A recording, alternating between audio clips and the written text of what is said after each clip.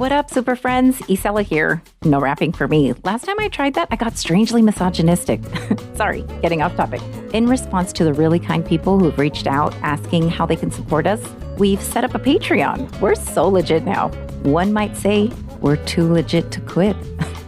We know subscriptions are sucky, but we've made it super easy to sign up. And best of all, it is dirt cheap, y'all. Only $2 a month. You can't even buy a single Savage Smoked Slim Jim for that money. For $2, you'll get our episodes a week early and ad-free. Also, we're going to send you some fun and cool stickers a few times a year, along with a shout out during one of our episodes. You will be known to us as the most super of our super friends. Link is in the show notes, or check us out on patreon.com/technicallyaconversation. Eurovision Song Contest stands as a testament to the power of music to unite, inspire, and uplift. From its humble beginnings as a simple radio broadcast to its status as a global cultural phenomenon as a dazzling televised spectacle, Eurovision continues to capture the hearts and imaginations of millions around the world. The contest has spawned a passionate fan base known for its unwavering devotion and enthusiastic support of their favorite acts. Today, we're going to explore the magic, the madness, and the music that make Eurovision the ultimate celebration of European diversity and unity here on Technically a Conversation.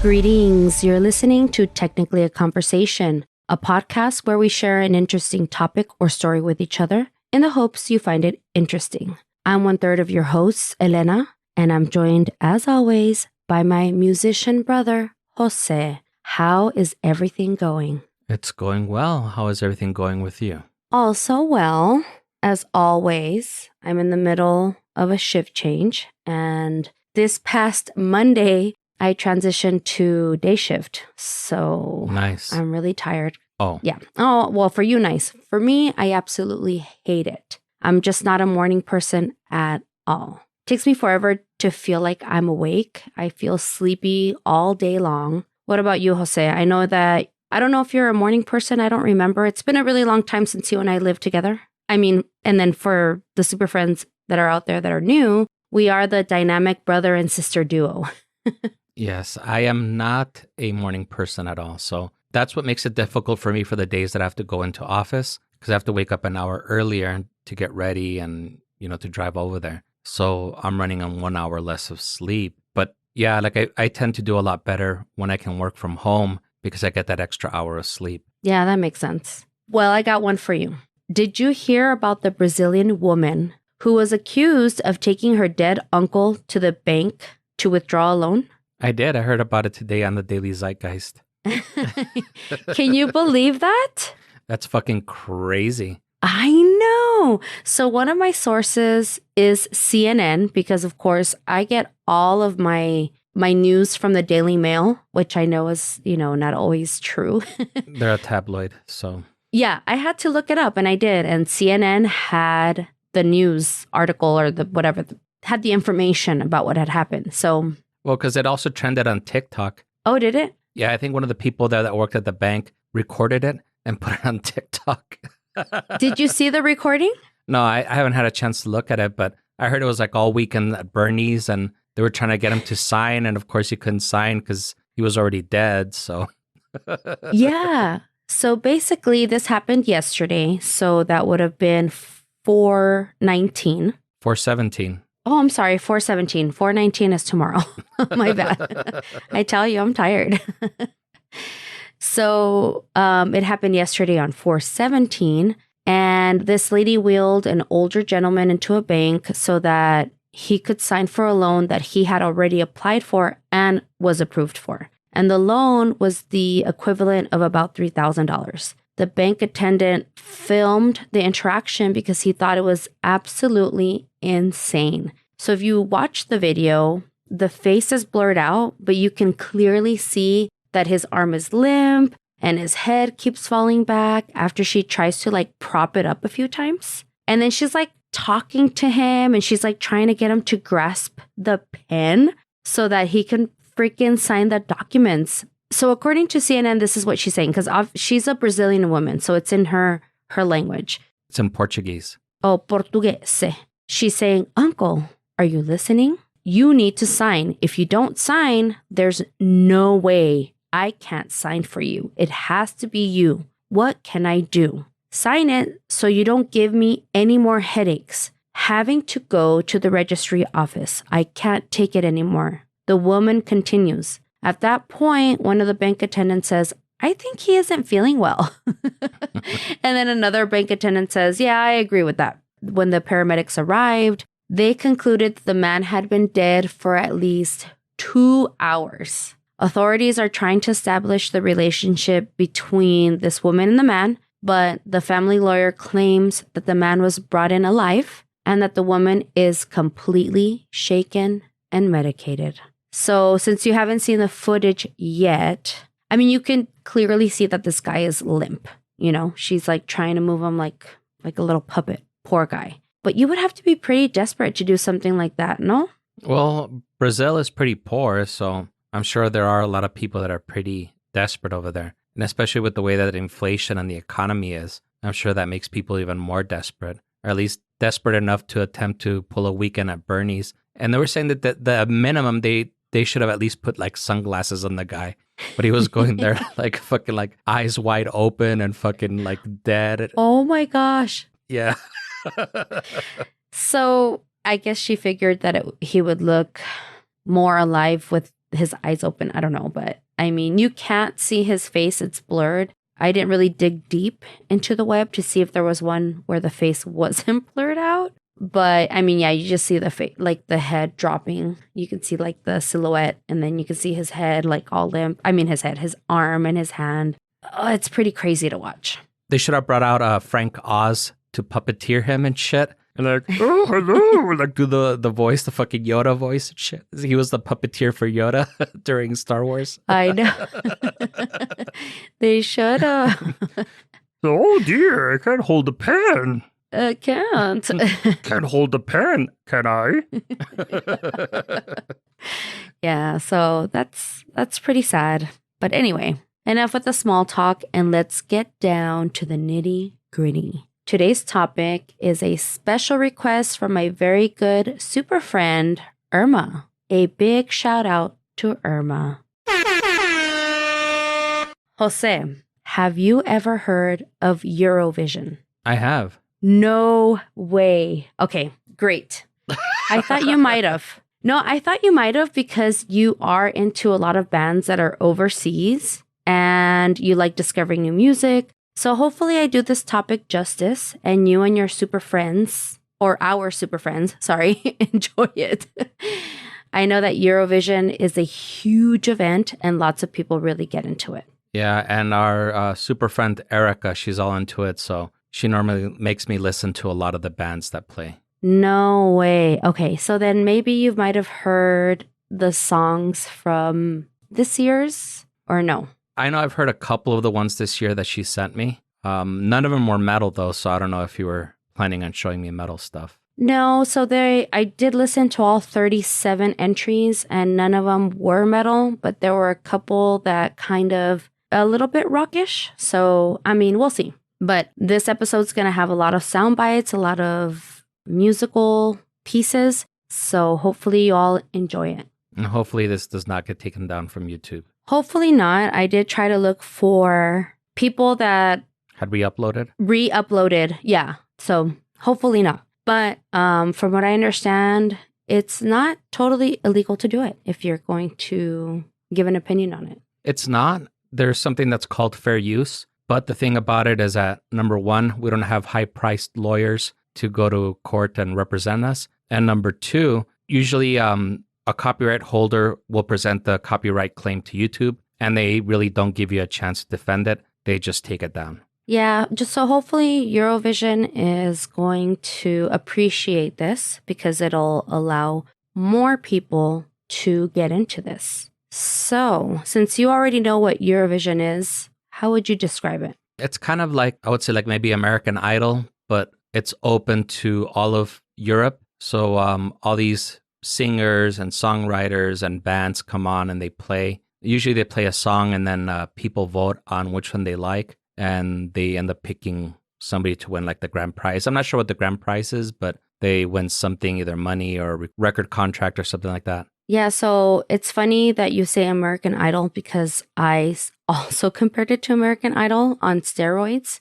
But I actually think that people would get a little offended that we compared it to American Idol just because that show sometimes shows a lot of really tacky and people that really don't have talent. It's just more about exploiting the weirdos, don't you think? Yeah, they do it more for the comedic value, but yeah, it is definitely exploitation. Yeah. So in Eurovision, nothing is a joke or a sob story. It's just hundreds of musicians that come together from all over the world to partake in a contest of the best, primarily centered in Europe, although other countries outside of Europe are allowed to join. Today, we're going to explore the magic, the madness, and the music that make Eurovision the ultimate celebration of European diversity and unity. But first, let me set the stage. Eurovision, often dubbed as the Super Bowl of pop, is an annual song contest where countries from across Europe and sometimes beyond compete for musical glory. Eurovision began in 1956 as a way to bring war-torn Europe together through music. The roots of Eurovision trace back to the aftermath of World War II, with the aim of fostering unity and reconciliation among European nations through the universal language of music. The inaugural contest in 1956 featured just 7 participating countries, each presenting 2 songs. Since then, it's grown into a global phenomenon, captivating audience with its eclectic mix of pop, rock, and everything in between, with over 40 countries now vying for the coveted title each year. It's a spectacle unlike any other, blending over-the-top performances, catchy tunes, and enough sequins to outshine a disco ball. Whether you're a diehard fan or a curious newcomer, Eurovision has something for everyone. From the iconic performances of ABBA to the outrageous antics of Lordi, this contest has shaped the pop culture landscape for over 6 decades. Yeah, I have for sure seen the ABBA performance and the Lordi performance. Oh, great. Good.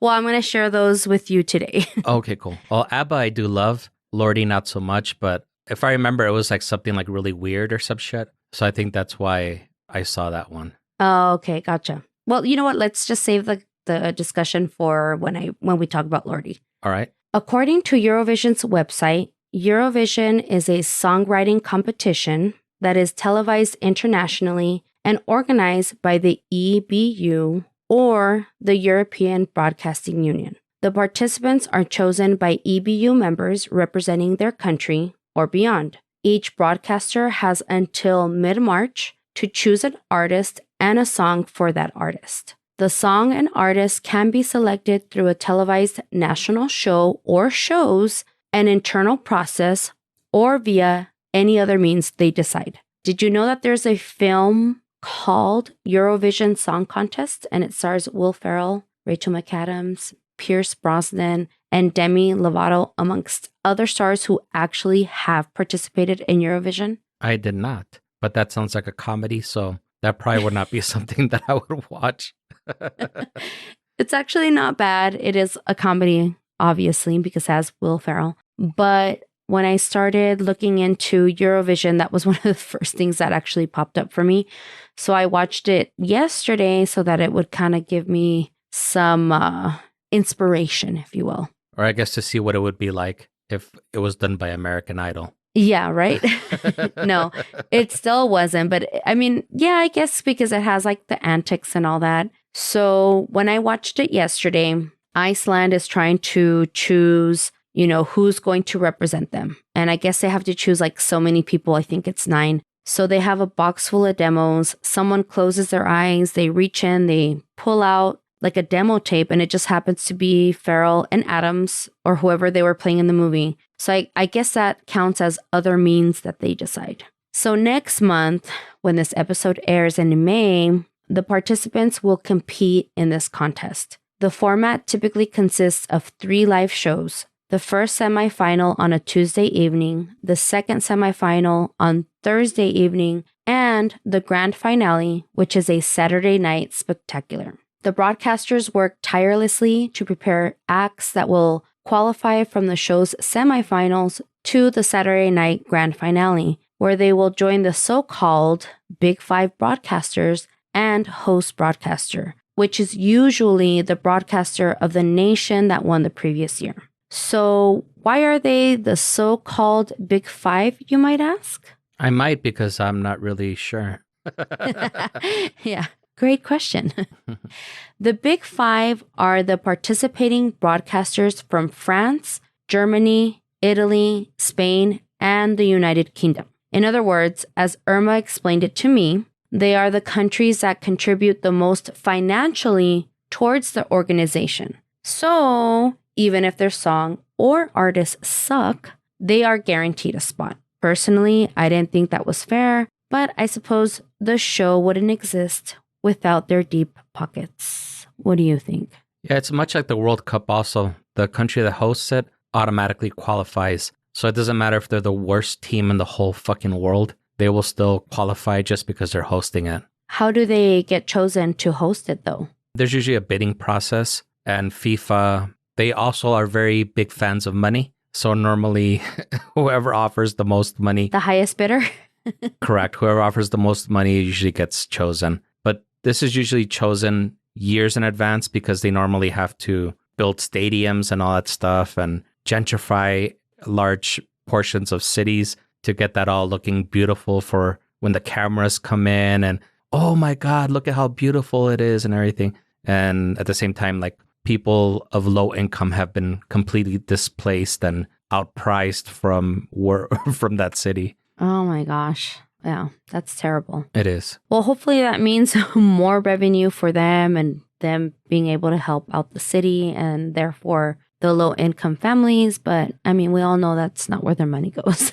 No, not at all. It's been criticized highly because of that. Yeah, I can imagine. Okay, so these are the 3 major rules. 1, songs must be original and no more than 3 minutes in length. 2, the lead vocals must be performed live. And 3, no more than 6 performers can be up on stage during any one performance. So I wasn't sure if that meant 6 performers as in 6 people that are singing or 1 singer plus dancers, because some of the videos that I watched today had a total of 7 performers. That would be the singer 1 plus 6 dancers. So I'm not really sure what they meant by that. Yeah, I'm not too sure. I guess maybe if they're a big band, like maybe, let's say like the keyboardist will be like off stage or something playing, but he would still be participating. He just wouldn't be on stage or something. Yeah, they do have some live music or some instruments being played.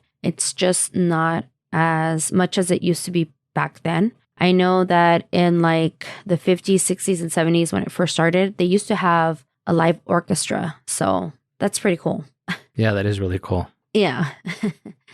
So after all songs are performed, each country will give 2 sets of points. 1, 2, 3, 4, 5, 6, 7, 8, 10, and 12 to their favorite song. 1 set of points are awarded by a jury of 5 musical industry professionals from that country and another set by the viewers at home, which can be done by text, telephone, or through the app. Out of fairness, you are not allowed to vote for your own country. In the semifinals, only the countries that took part in the specific show can vote along with 2 or 3 of the Big Five who are already part of the grand finale. In the grand finale, all competing countries can vote. At the end of the grand finale, the song with the most votes wins and is performed once more. Although Irma told me that, I want to say last year, the song that won was not by popular vote, but by the broadcasters.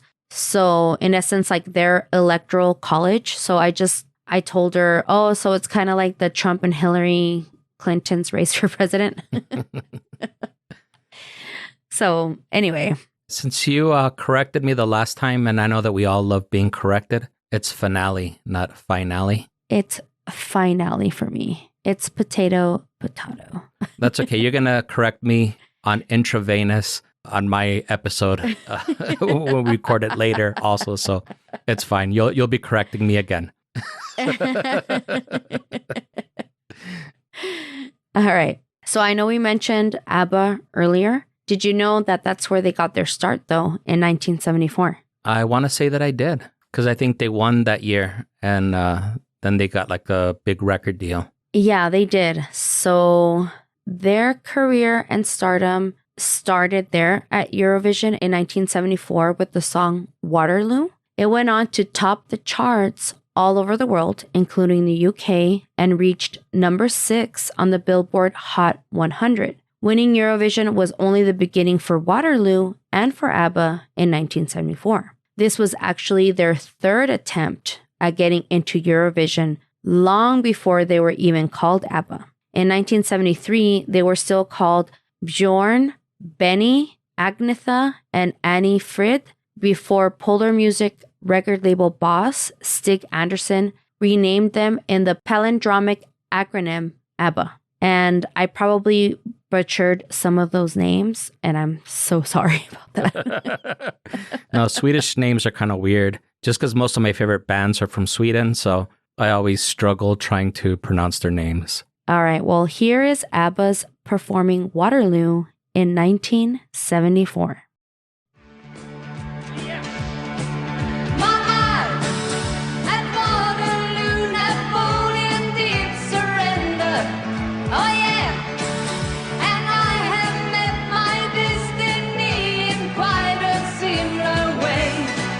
The history book on the shelf is always repeating itself. Waterloo, I was defeated, you won the war. Waterloo, promise to love you forevermore. Waterloo, couldn't escape if I wanted to. Waterloo, knowing my fate is to be with you. Waterloo, finally facing my Waterloo. All right, so obviously you recognize the song. Yes, it's one of their most popular songs. So what other song would you say is one of their more popular ones besides this one? Probably the one that everybody knows is Dancing Queen, which is not one of my favorites. It's one of the few that I don't like. But I like SOS, Gimme, Gimme, Gimme, Money, Money, Money. Shit, I don't know, some on the spot I can't remember, but those are a few. Oh, Voulez-Vous is one of my favorites too. Yeah, I know that you're a big ABBA fan, so I thought you would appreciate that. But you know, the rhythm kind of reminds me of that song from Something About Mary from the Foundations. Why do you build me up? Oh, okay, yeah. Buttercup, baby, just to let me down. So I kind of had those songs stuck in my head, both of them. I was like, Waterloo, why do you build me just to let me down? Oh, The Winner Takes It All is also an amazing ABBA song. Oh, I could name songs all day. I know the Dancing Queen. I know that's probably like their most, I would say probably the most prominent one, or like the one that most people know. Yeah, for sure. So Eurovision isn't just about the music. It's a celebration of diversity and inclusion. Every year, artists from different backgrounds and cultures come together to share their stories and spread joys to millions of viewers worldwide. Unfortunately, that has caused quite a rift this year because many are wanting to boycott Eurovision because of Israel's inclusion. According to my friend Irma, this is causing quite the storm on Reddit and other platforms. She's the expert on this contest, and she tells me that this year's songs are not that great because many are refusing to partake. According to an article on Vulture, oh, and I forgot to mention that this and all sources will be linked in our show notes. Back in January, more than 1,000 Swedish musicians signed an open letter asking for Israel to be excluded from this contest. For the record, Sweden is hosting in May and were the winners last year with the song Tattoo, performed by Loreen, which Irma tells me is the only artist to win Eurovision twice. And that was the one that was behind the whole Hillary and Trump controversy with the voting results. Let's take a listen.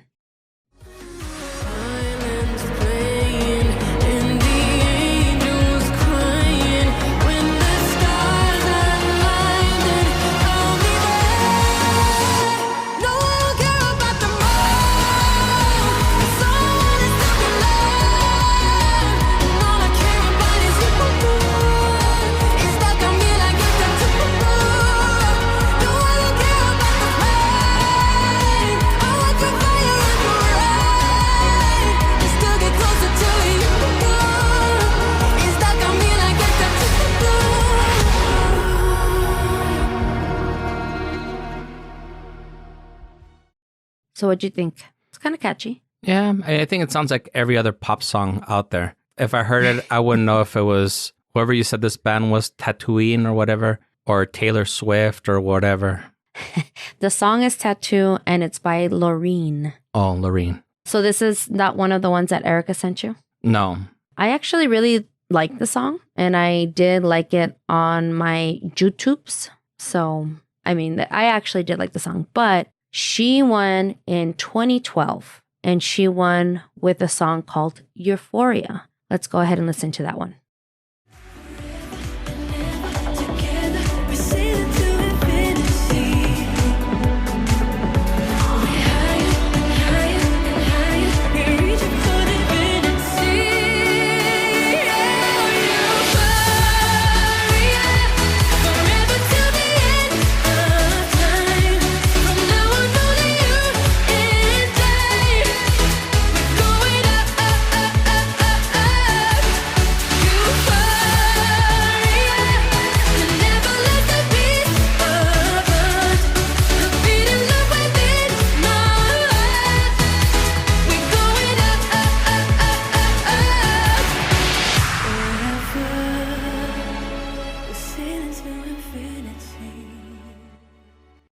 Which one did you like more? I mean, she's got a great voice, but honestly, they both sound super generic.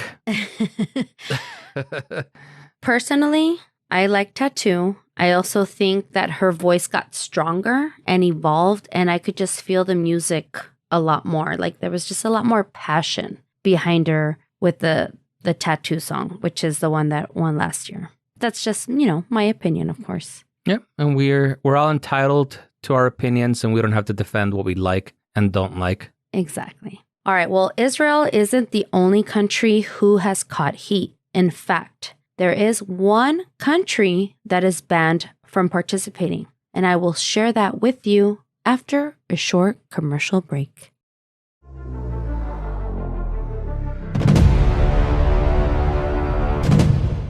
India, Kilo, Uniform, Zulu, Oscar, Ikuzo. I'm Peter, And I'm Luca. and here we go. Genuine, uncensored, and unscripted about pop culture, philosophy, politics, science, sports, and everything else beyond and under the sun. So get your headsets ready for honest opinions, shower thoughts, barbershop talk, and city rumors, depending on what you seek. But expect nothing less than a bohemian atmosphere and born with our vibes, as we promise our pod won't cause any brain damage and that nobody will die from the cringe. And from time to time, we know to go Overtime! Charted and trusted by thousands on Apple Podcasts, Spotify, Google Podcasts, Amazon Music, and basically everywhere. Every Wednesday at 5 p.m. Central European Time. That's around 11 a.m. for Americans. And overtime every now and then out of nowhere. I think that was all of our catchphrases. Now you can go and check our podcast yourself and witness that we don't just talk the talk, we walk the walk. Ikuzo!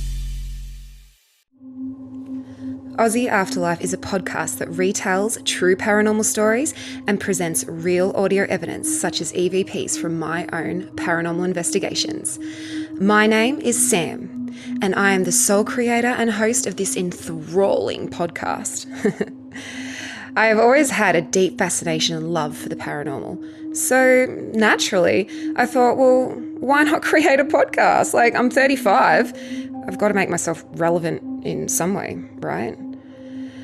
I was always surprised at how many everyday people have had paranormal experiences. Like, we all can't be wrong or going mad. Well, we can, but no, we can't. I'm going to stick with you. Can't all be wrong. Otherwise, I'd have to come to the realisation that I've wasted an enormous amount of time. Anyway, if you want to hear true paranormal stories and real ghostly voices, come join Aussie Afterlife. It's the most fun you'll have with your clothes on. Or you might not have clothes on. I wouldn't know either way. Oh, that adds a different layer of mystery again, doesn't it? See? It's exciting already. Come on. Press play. You know you want to.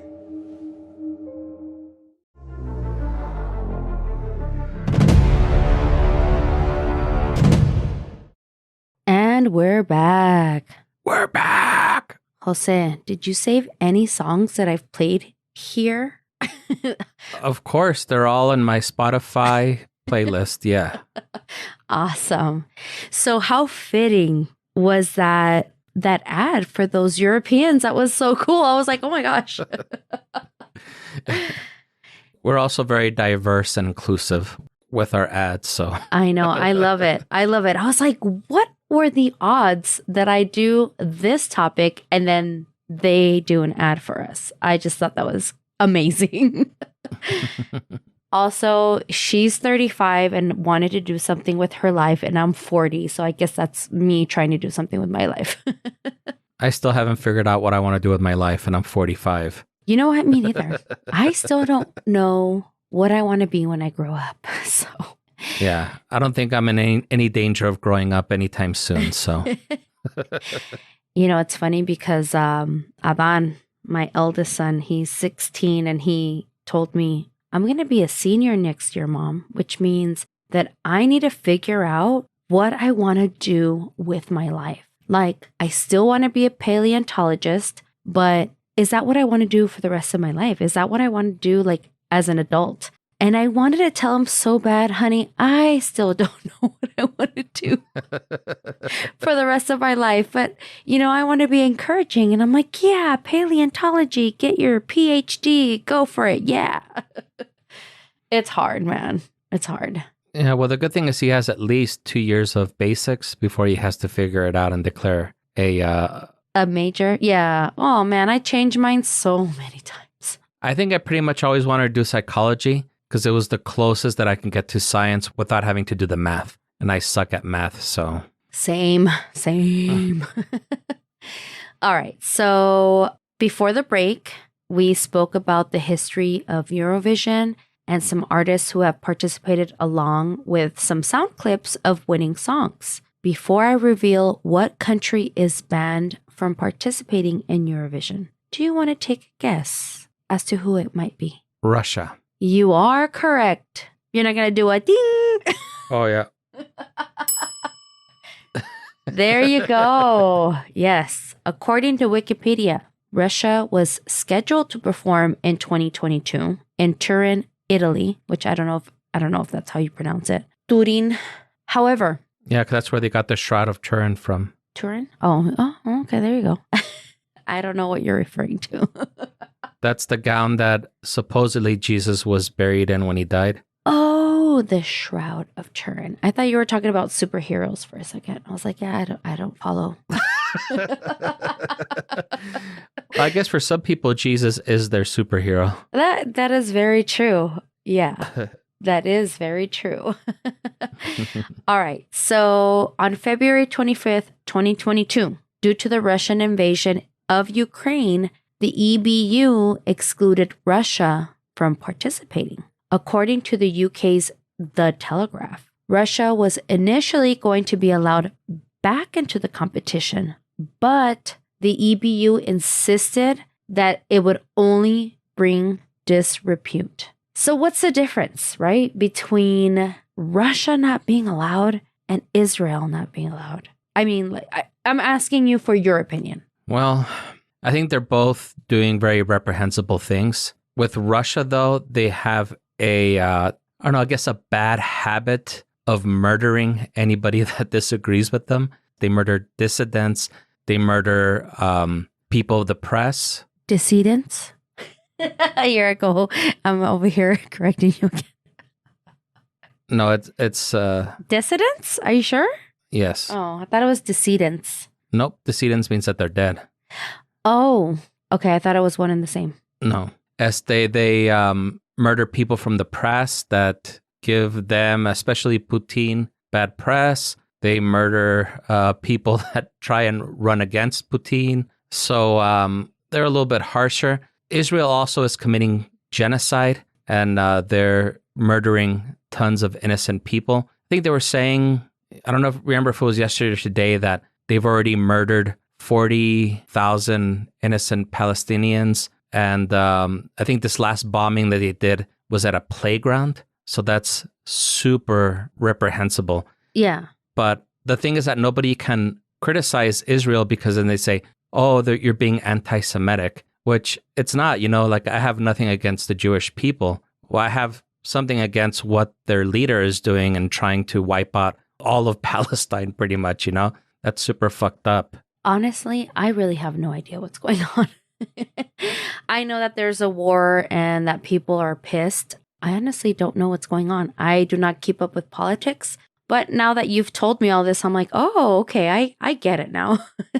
So yeah, after your interpretation or your version or, your rundown of events, I can see why they didn't want Israel to participate in this year's contest. And I don't think there's a difference between Russia and Israel. I mean, obviously there's a difference, right? But there isn't. But the thing is that you can't really criticize Israel because it's seen as being anti-Semitic, which I think that there should be a distinction, that there's nothing against the Jewish people. The sentiment is against the Jewish leader. And he's also like a crazy fucking right-wing person. The same thing with Putin. He's a crazy fucking right-wing dictator. But that's really it. It's just you can't really criticize him because right away it's taken as anti-Semitic, but out of context. Right. Yeah. It's definitely not anti-Semitic because you're not going against them. You're going against what they're doing. Exactly. Yeah. No, I totally agree. Honestly, I really had no idea what was going on until you just told me. But I just didn't want to get involved. Honestly, I don't like politics. I can't. I try to stay away from it. Well, just to give you an idea, I'm not sure if this is true. I never fact checked it, but they were saying that more bombs have been dropped on Palestine than were dropped during all of World War II. Oh my gosh, that is horrible to hear. And do you want to take a guess where Israel is getting all these bombs from? The United States. Exactly. You know what? That also deserves a... Ding, I got that one right, which is totally wrong. Yeah, and that's why so many people are criticizing Biden. And they're saying that he should demand a ceasefire because honestly, he has the right, or not the right, but he has the power to, because all he'll do is just stop sending them more fucking bombs and shit. Yeah, exactly. He is like the leader of the military. Pretty much. And after them bombing a fucking playground, that's so fucked up. Like, how the fuck can you say, oh, we're only going against like insurgents or whatever? Like, you're fucking bombing children. Children. Yeah, I agree with that. Oh my gosh. I could not even imagine like getting that phone call or text or email or whatever saying your child's play area was bombed during school play or whatever. That's, oh my God, that's got to be the worst freaking news you could ever receive as a parent or as a family member or just as a person. They've done other fucked up things. Like they said, oh yeah, well, we're going to offer relief to some of the people there.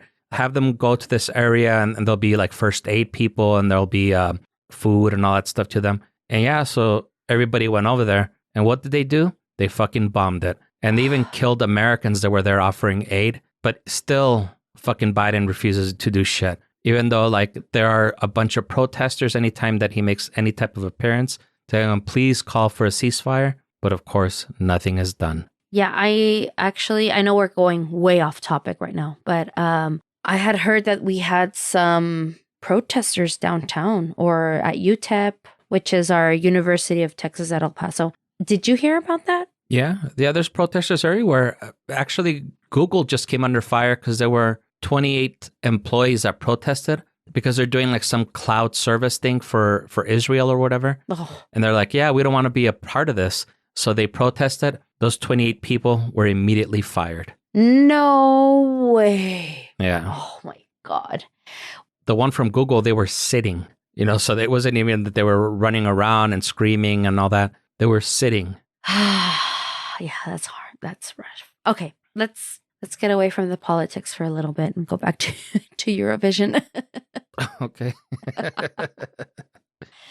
All right. Well, Eurovision has launched the careers of countless artists, turning them into household names overnight. Guess who else performed in Eurovision? And I'll give you one clue. Well, I guess two. It was in 1988, and she's a Canadian. Shania Twain? No, Celine Dion. Oh, that would have been my fourth guess.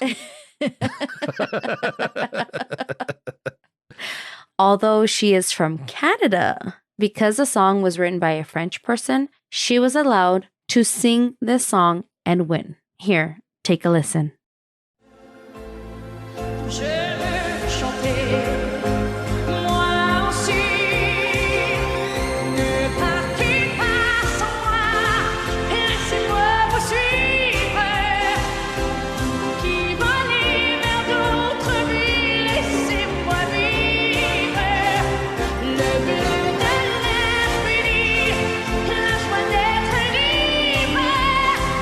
Sur des rayons, sur des soleils, sur des chansons, sur des merveilles, et dans un ciel d'amour. Le bleu de l'infini, la joie d'être libre. Vous qui volez vers d'autres vies, vous qui volez vers l'enterré de papa.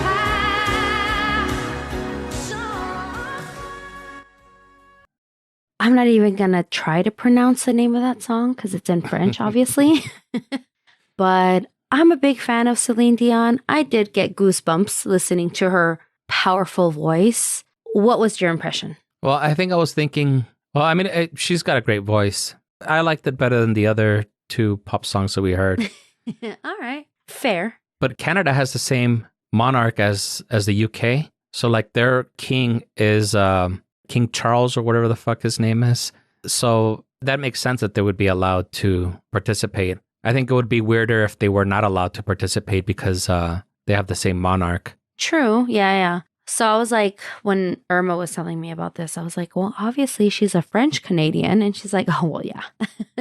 Because I didn't know that about her, but I learned something new. And I mean, I'm a big fan of hers when she came out like in the early 90s, I want to say. With the Titanic banger? No. That was like in the 2000s when I was in high school. No, the early 90s is more like, heard you were... Oh, I can't even remember the lyrics right now. Never mind. Erase that part. So Eurovision isn't just about the winners. It's also about the unforgettable moments that stay with us long after the confetti has settled. Whether it's the epic key changes, the outlandish costumes, or the questionable dance moves, Eurovision always delivers the unexpected. Here's one that had some pretty awesome costumes and dance moves, sort of like silver and gold Christmas ornaments meets the kid with the aluminum hat in the movie Signs, and then the music video with Whip It by Devo. Here's something just a little bit different.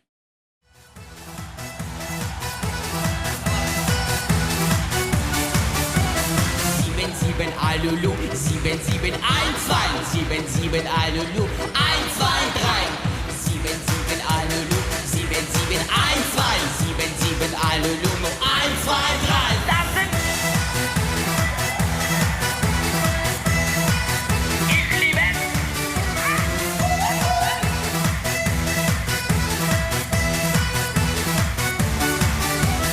77 Alulu, 77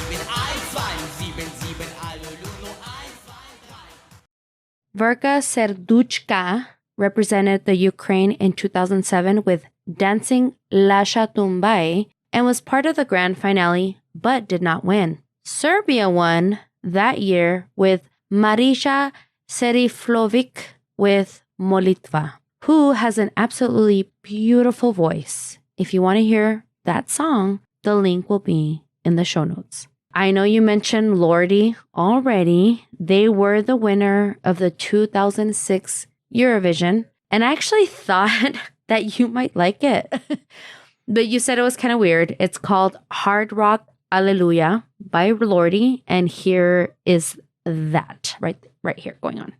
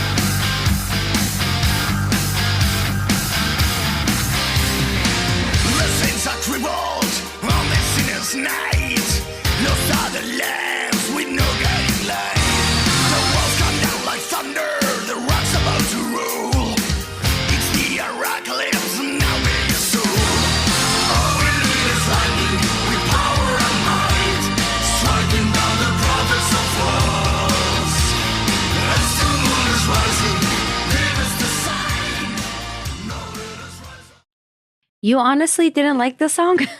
No. Because I remember when they first came out, they were making a big deal about them being on Eurovision and everything. And I don't know if it was this song or some other song that I heard, whatever song was their single. I was like, these fools won Eurovision? All right. But I know a lot of people do like them. And there's just some metal that I can't get into. Like there's this one band, I can't remember what their name was, but I saw them with, I want to say it was with Epica. They're pirate metal. Mm-hmm. And no matter how hard I tried, I couldn't get into them. Pirate? Like, har, matey. Yeah. While you talk about the whatever you're going to say next, I'll Google the name of it. But I know a lot of people love them. And no matter what, I just could never get into them. Oh, no, you know what? It's not pirate metal. All they talk about, I think, is drinking. It's something really dumb. Pirate's life is a wonderful life. Well, honestly, have you seen them, though? Their costumes? Yeah, they kind of look like war or something. Yeah, kind of like war, but I don't know if you've noticed. Well, you probably haven't. Their costumes change with the season. So they don't use the same costume every time. If you go to their website, which will be linked down below, you could see all of the different costumes that they've used, and they're so badass. They have different genres and seasons or whatever that they represent. It's so freaking cool. But I actually thought that you might have liked it just because of the melodies and stuff in it. I was like, my brother might like this. Or even maybe El Ponchito. I don't know. No, I don't think he likes them either. No. That song actually came out in the Hills Have Eyes album. No, the music's okay. It's just the singing that I can't stand. And it's driving me crazy that I can't remember the name of this band. Let me go look at the Epica poster because I got it autographed and it says the names of the bands on there. And I'll tell you what the name of the band is that opened up for them. A few moments later. Okay, they're called Ailstorm. Ale? Like, okay. Yeah, like beer. Oh, wow. I couldn't remember if they talked about pirates or fucking alcohol or something stupid. Something like that. Maybe they combine both. I love Hailstorm, but I've never heard of Ailstorm. You're really not missing much. They kind of sound a little bit like Sonata Arctica, but like the bad version of Sonata Arctica. The Equate version. No, just kidding. No, Equate's actually a pretty good brand. Yeah, no, they're more like the Dollar Tree Sonata Arctica. All right. There's just one more song that I want to share with you because for me, it was super silly. However, this artist, Neda, won in 2018, who was representing Israel with 317 points. This is Toy, as sung by Neda.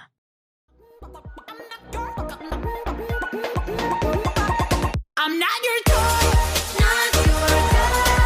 You stupid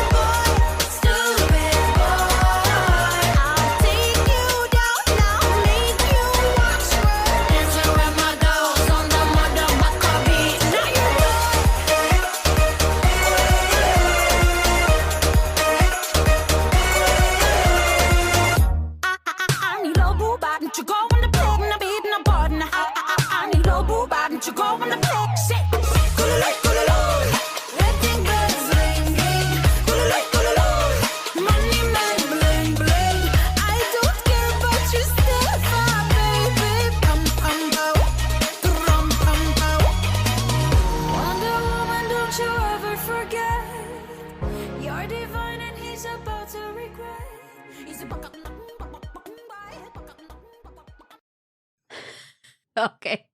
I loved your reaction because that was the exact same reaction I had. When I first put it on, I was like, oh, you know what? I kind of fuck with this. It just started going, like I started fucking doing like the chicken. I was like, la verga, what the fuck is going on? Yes.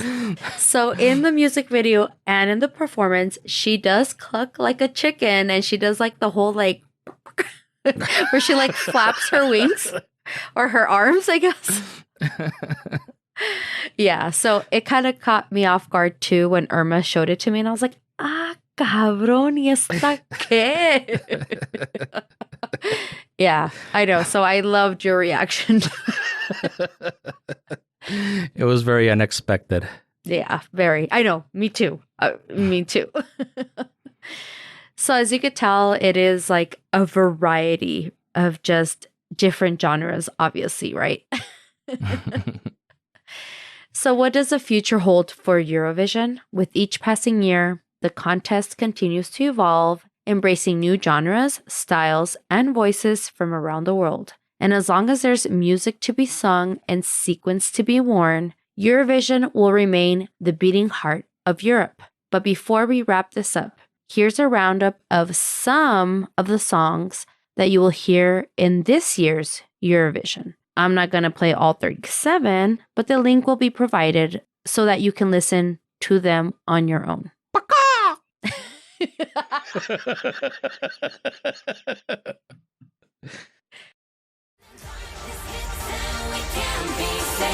We run, we dum dum dum, we will rain. When our hearts are burning, we feel no pain. We run, we dum dum dum, we will rain. We run, we dum dum dum, we will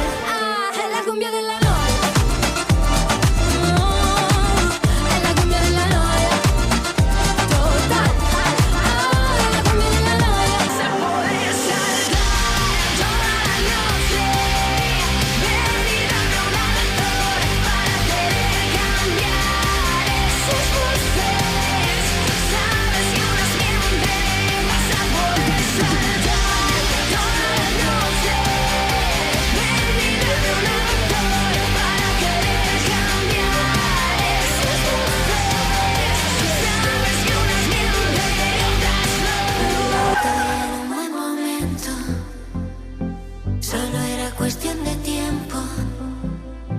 Voy a salir a la calle a gritar lo que siento a los cuatro vientos.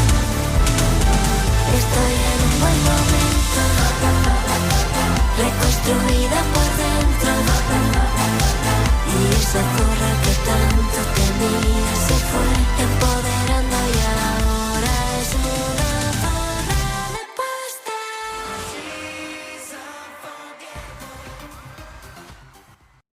All right, Jose, what do you think? Do you think any of those songs are going to win or be part of the grand finale? Or what did you say? Finale. Finale. Winner of Eurovision's 2024 music contest. Some of those songs were definitely bangers for sure. I mean, I don't know. It's hard to tell just from like a 20-second clip. But yeah, I mean, there was some good stuff in there. Yeah. And actually that Nutsa Buzladesh, number 7, Georgia, with Firefighter, she came out in American Idol. Oh. I know. It was really cool to see her. And I don't know how far she made it, but I know she got the golden ticket in the first round. Yeah, I don't remember anything about American Idol anymore. Yeah, it was the one with like Katy Perry and 2 other people. I don't know who they are. Like some country guy and some other person. I think the one with Catherine McPhee was the last one that I saw, just because I was one of those people that had McFever. Oh, yeah. She was a host? No, she was one of the performers. Oh, that was a long time ago. And I still love Catherine McPhee. I think I have her first 2 albums, and they're both really, really good. They're bangers. They are bangers for sure. The first one is very pop. The second one is less pop-ish. And I kind of like that one more, the less pop-ish one. What is it, like more ballads or? It's more like acoustic adult rock or something. I don't know what it would be considered. Adult. Like Journey? It didn't sound exactly like Colby Caled, but I would say something like similar to some of the stuff that she was doing. Oh, okay. Yeah, I can't say that I own any of her albums. Yeah, and then she released another one that was super pop, and I was like, oh no, I can't follow you down this road. Aw. That McFever is starting to die down a little bit. It's starting to wear off. Yeah. All right. Well, now we're going to take a moment to recognize our super duper friends, Sophia, Natasha, Eric, Angie, and Eli. And a super duper welcome to our newest patron, Katya. And Madtown Charity. Oh, I don't have that one. Okay, and Madtown Charity. If you also want to be super duper and help support the show, get the episodes a week early, ad-free, get your name shouted out on the show, and receive some really cool stickers from us periodically, check us out at patreon.com/technically a conversation or check the show notes. Show notes. It's only $2 a month or 6 cents a day. You can't even buy yourself a spot in the Eurovision contest for that much. Nope, that's not enough to pay off any bribes. And since we said bribes, with that, we hope you enjoyed the show and join us again next week. If you're enjoying the show, leave us a review, tell a friend, and subscribe wherever you listen to podcasts.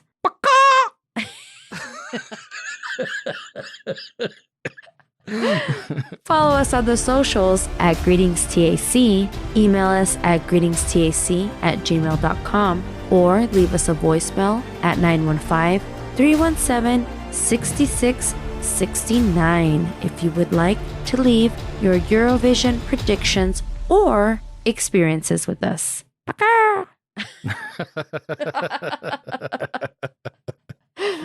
It's a fucking chicken coop over here. Okay. On next week's episode of Technically a Conversation.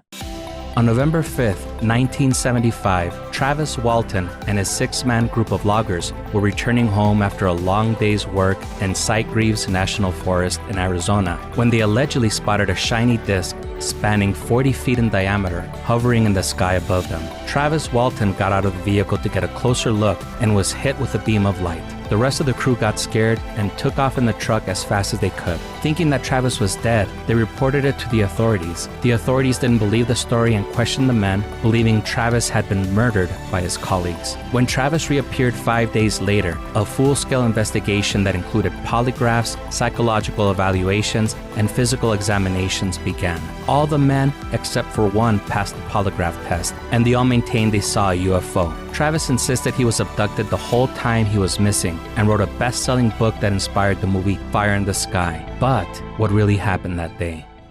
New episodes drop Monday. Make sure to subscribe so you never miss a show.